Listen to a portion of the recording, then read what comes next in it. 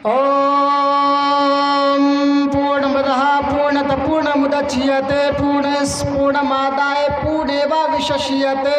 ओम शांति शांति शांति। ओम मंगलम भगवान विष्णु मंगलम गरुड़ध्वजं मंगलम पुंडरीकाक्षं मंगलाय तनोहरि। ओम पुरुषदेवता नमः स्वाहा। ओम बुद्धदेवता नमः स्वाहा। ओम सूर्यदेवता नमः स्वाहा। इदं जना उपसृत नरा शंस अस्तश्विष्यते सहस्रं सहस्रान्वितं चकोरम अरुष्णेथुदद्महे उष्ट्रायस्य परबाहिडो वधुमन्तो द्युदशावर समरसन जिहित दियुष्मान अश्वमासुमारुहा देवदत्त जगत्पति आसना साधुमनम सडेश्वर गुरुं गीतः लिंगच्छदीन शिखाहीन शरम शुरुधारी शरुसका उच्चलापि सर्वभक्षि भविष्यति जनो मम्मा मुस्लेन्यो संस्कारा कुशेरुवा भविष्यति जनो मम्मा। अहिंसा सत्यम क्रोधा शांतिरपशनम दयाभूतेश्वरत्वं मार्तमं हृदिच्छापलम् असुमारुहा देवदत्त जगत्पति आसना साधुमनम सडेश्वर गुरुं गीतः इथकलो गत्पराय जनेषु गड़गड़ निर्धर्मतरणाय शक्तवेद भगवान त्रिष्यति। मैं वेदों के मंत्र ज़्यादा नहीं पढ़ूंगा। मुझे मालूम है कि यहाँ हिंदू भाई यहाँ रह रहे हों या नहीं रह रहे हों, हमें मालूम नहीं है। अगर मैं कुछ और ज़्यादा वेदों के मंत्र पढ़ूँ तो आप लोग कहीं ये ऑब्जेक्शन हमारे ऊपर ना लगा दें कि मौलाना उस्मान मदनी साहब ये पंडित बुला कर लाए हैं कि मौलवी बुला कर लाए हैं। सीबीआई इनकी जांच कराओ, हो सकता पंडित निकलेंगे। रब्बि इश्रह ली सदरी वयस्सिर ली अमरी वहलुल उक़दतम मिन लिसानी यफ़क़हू क़ौली रब्बि ज़िदनी इल्मा। आमीन। थोड़ा साउंड बढ़ाइएगा भाई। हर किस्म की तारीफ़ व तौसीफ़, किबरियाई और बड़ाई, इज़्ज़त और बुज़ुर्गी उस वहदहू ला शरीक खालिक़े कायनात और मालिके अर्ज़ व समा के लिए लायक और सजावार है, जो रब्बुल आलमीन है, जो मालिक यौमिद्दीन है, जो अत्यंत कृपाशील और दयावान है। हम उस अल्लाह तबारक व तआला से दुआ करते हैं कि लाहुल आलमीन क़यामत की सुबह तक तमाम नबियों पर, तमाम रसूलों पर बिलअमूम और बिलखुसूस इमामुल अंबिया रहमतुल आलमीन शाफ़े महशर जनाब मुहम्मदुर रसूलुल्लाह सल्लल्लाहु अलैहि वसल्लम पर दरूद व सलाम की बेशुमार फूलों की बारिश फरमा। अल्लाहुम्मा सल्लि व सल्लिम व बारिक अलैहि। मुअज़्ज़ज़ सामीन, रात का तकरीबन 12:30 बज रहा है, 1:45 होने चला है और आप तमाम ख़तीबों के खिताब सुनते चले आ रहे हैं। बदकिस्मती यही हम लोगों की है कि लास्ट में हमें ढकेला जाता है और हर जगह ही लास्ट में नंबर मिलता है। ऐसे टाइम में हम लोगों को टाइम दिया जाता है, ऐसे वक्त में कि लोग सो रहे होते हैं। कुछ तो यहाँ तक लोग ऑब्जेक्शन लगाते हैं कि कभी ऐसा भी होता है कि मौलाना साहब बोले कि ब्याज खाना हराम है, तो लोग बोलते हैं कि प्याज खाना हराम है। ये वक्त, ये टाइम ही ऐसा है कि बिल्कुल नींद की जो तारीफ होती है वो इंसानों के ऊपर गालिब आ चुकी होती है। वेदों के मंत्र सुनना हो तो हमें उस वक्त टाइम दीजिए जब हमारे हिंदू भाई इलाके के कुर्बजवार में रहते हों, उनके कानों तक आवाज़ पहुंच रही होती हो, उस टाइम में हमें टाइम दिया जाए तो कुछ संदेश उस तक भी पहुंचे, ताकि वो भी सीखे और देखे कि हमारे ग्रंथों के अंदर क्या लिखा हुआ है। लेकिन अभी तो शायद मैं समझता हूँ कि वो कौमें भी सो रही होंगी। आप खुद सो रहे हैं तो वो कौम क्या सो रही, जाग रही होगी। बहरहाल अल्लाह तबारक व तआला से दुआ कीजिए कि लाहुल आलमीन हमें कहने से सुनने से ज़्यादा अमल की तौफीक अता फरमा। इस वक्त जो देश का सूरत हाल है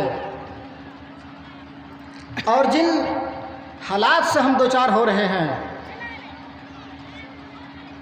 कभी हमारे इस्लाम के ऊपर ऑब्जेक्शन, कभी कुरान के ऊपर ऑब्जेक्शन, कभी मुसलमानों को धर्म परिवर्तन के ऑब्जेक्शन। ये सारी चीज़ें हमारे सामने आ रही है। और आपको मालूम है सत्ते में जो लोग बैठे हैं, मैं पॉलिटिकल्स में नहीं हूँ और ना ही मैं जाना चाहता हूँ, लेकिन जानकारी आपको होना ज़रूरी है, हमें जानकारी होना ज़रूरी है। हम किसके हाथ में यह मुल्क दे दिया है, किसके हाथ में सौंप दिए हैं, जो आज कभी नोटबंदी की बात करता है, कभी जीएसटी की बात करता है, कभी मुसलमानों की मस्जिदें तोड़ी जा रही हैं, कभी मुसलमानों के मदरसों में ताले लगाए जा रहे हैं। ये सारी चीज़ें हमारे सामने हैं। मुसलमानों, अभी भी ज़रूरत है अपने आप को समझने की, अपने आप को उस राह पर लाने की और सोचने की और समझने की कि हम कर क्या रहे हैं और हमारे सामने कौन सी चीज़ें आ रही हैं। आज हिजाब के मामले में देख लीजिए, आज स्कूलों के अंदर, कॉलेजेस के अंदर, यूनिवर्सिटी के अंदर ये कानून और ये चीज़ें नाफिज की जा रही हैं कि गैर मुस्लिम लड़कियां जिस हिसाब से आते हैं कॉलेज पढ़ने के लिए, यूनिवर्सिटी पढ़ने के लिए, उसी तरीके से मुस्लिम लड़कियां भी आएँ। और एक प्लानिंग क्या बन चुकी है आपको मालूम है कि उन लड़कियों को, यानी मुस्लिम लड़कियों के लिए एडमिशन खुला हुआ है, उनके लिए सीट अवेलेबल है। उन लड़कियों को लाओ और हमारे गैर मुस्लिम लड़कों के साथ बैठाकर पढ़ाओ, फिर इनके साथ ये फिर होगा, लव मैरिज चलेगी और फिर इनके अंदर से जो बच्चे पैदा होंगे उनसे शादियाँ की जाएगी और उनकी नस्ल से जो बच्चे पैदा होंगे, 2-4 होंगे, उसके बाद उसको हम तलाक दे देंगे। ये प्लानिंगें हो रही है। आज तुम इस्लाम को बदलने की बात करते हो, आज कुरानों के अंदर से 26 आयतों को रिमूव करने की बात करते हो, मस्जिदों में ताले लगाने की बात करते हो, मदरसों के अंदर ताले लगाने की बात करते हो। आओ, जिस इस्लाम को तुम मिटाना चाहते हो तुम्हारे ग्रंथों से साबित करेगा मौलाना रफ़ीक। तुम्हारे कान है तो सुनो, क्षमता है बर्दाश्त करने की करो, नहीं है तो अपनी किताबों को आग लगाओ। मेरे भाइयों, तुम्हारी किताबों से बतला रहा हूँ कि नमाज पढ़ने का जो तरीक़ा हमारे नबी अल्लाह के रसूल सल्लल्लाहु अलैहि वसल्लम ने फरमाया है, जनाब मोहम्मद रसूलुल्लाह सल्लल्लाहु अलैहि वसल्लम ने दी है, वो तरीक़ा तुम्हारी किताबों के अंदर भी लिखा हुआ है और प्रूफ मैं दूंगा। तुम क्या समझते हो कि इस्लाम के अंदर या मदरसों में पढ़ने वाले बच्चे 2-4 हदीसें या कुरान की आयतें पढ़ लेते बस हो गया? ये तुम्हारी दिमागों की गंदगी साफ करो। मदरसे के बच्चे कहाँ तक पहुँचे हुए होते हैं? शायद जितना तुम्हें मालूम नहीं है कि हमारे धर्म के ग्रंथ कितने हैं, हमारे धर्म के कितने ग्रंथ हैं, कितने टेक्स्ट बुक और कौन सा है, शायद तुम्हें नहीं मालूम, लेकिन हमें मालूम है।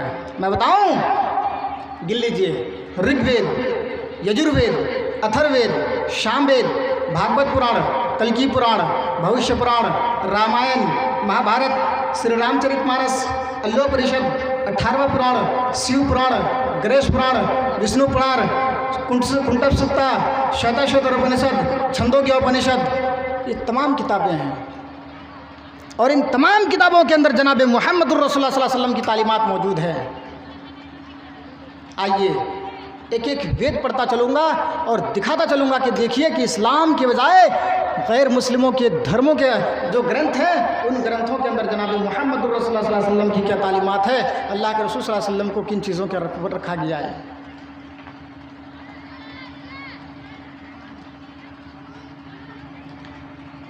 अल्लाह तबारक व तआला ने अपने नबी के बारे में, अपने हबीब के बारे में, जनाब मोहम्मद रसूलुल्लाह सल्लल्लाहु अलैहि वसल्लम के बारे में फरमाता है और दुनिया वालों के सामने मोहम्मद रसूलुल्लाह की असली तस्वीर बताता है। क्या लोगों, हमने तुम्हें जो नबी दिया है, हमने तुम्हें जो पैगंबर दिया है, हमने तुम्हें जो रसूल दिया है, वो रसूल कौन है पहचानने की हमें ज़रूरत है। अल्लाह तबारक व तआला फरमाता है, वमा अरसलनाका इल्ला रहमतल लिल आलमीन। आए लोगों, हमने तुम्हारे दरमियान जो रसूल भेज चुके हैं, जो तुम्हारे अंदर जो रसूल आ चुके हैं, जो तुम्हारे अंदर वो मोहम्मद वो रसूल आ चुके हैं, वो तमाम लोगों के लिए, तमाम इंसानों के लिए, जानवरों के लिए, तमाम चीज़ों के लिए हमने आपको रहमत बना कर भेजा है। वमा अरसलनाका इल्ला रहमतल लिल आलमीन। आए लोगों, तुम्हारे दरमियान जो रसूल आ चुके हैं वो सारे लोगों के लिए रहमत बनकर के आए हैं। ऋग्वेद मंडल नंबर 10, सूक्त नंबर 82 और मंत्र नंबर 9। नरासन श्रीकृष्णम अफसम सर्वत समम नरासंस मोहम्मद सल्लल्लाहु अलैहि वसल्लम सारे लोगों को बचाने वाले, सबको एक नज़र से देखने वाले होंगे। क्या ये वेद के मंत्र हमारी कुरान की तस्दीक कर रही है कि नहीं कर रही है? अल्लाह फरमाता है कि हमने जो रसूल भेजा है, तुम्हारे दरमियान जो रसूल आ चुके हैं, वो रसूल तमाम लोगों के लिए रहमत बन कर के आए हैं। नरासंस गृष्टम अपसम सर्बत समम, नरासंस नर मने आदमी आसंस, जिसकी बहुत ज़्यादा तारीफ़ की जाए, जिसकी बहुत ज़्यादा प्रशंसा की जाए, जिसका बहुत ज़्यादा नाम लिया जाए। आज दुनियावी सतह पर देख लीजिए, अल्लाह के बाद जनाब मोहम्मद रसूलुल्लाह सल्लल्लाहु अलैहि वसल्लम का नाम लिया जाता है। हमारी आज़ान उस वक्त तक मुकम्मल नहीं होती जब तक के अशहदु अन्ना मुहम्मद रसूलुल्लाह न कह लिया जाए, तब तक हमारी आज़ान मुकम्मल नहीं होती। यानी अल्लाह के बाद अगर किसी का मकाम है तो जनाब मोहम्मद रसूलुल्लाह सल्लल्लाहु अलैहि वसल्लम का मकाम है। अगर अल्लाह के बाद किसी और शख्सियत का नाम लिया जाता है तो जनाब मोहम्मद रसूलुल्लाह सल्लल्लाहु अलैहि वसल्लम का नाम लिया जाता है। जिसको मोहम्मद के नाम से याद किया जाता है, मोहम्मद का माना होता है, मोहम्मद का अर्थ होता है, मोहम्मद की मीनिंग होती है जिसकी बहुत ज़्यादा तारीफ़ की जाए, जिसकी बहुत ज़्यादा प्रशंसा की जाए। नरासंस का भी वही माना होता है, जिसकी बहुत ज़्यादा प्रशंसा की जाए, जिसकी बहुत ज़्यादा तारीफ़ की जाए। दो चीज़ें हो गई। आइए, जब अल्लाह के प्यारे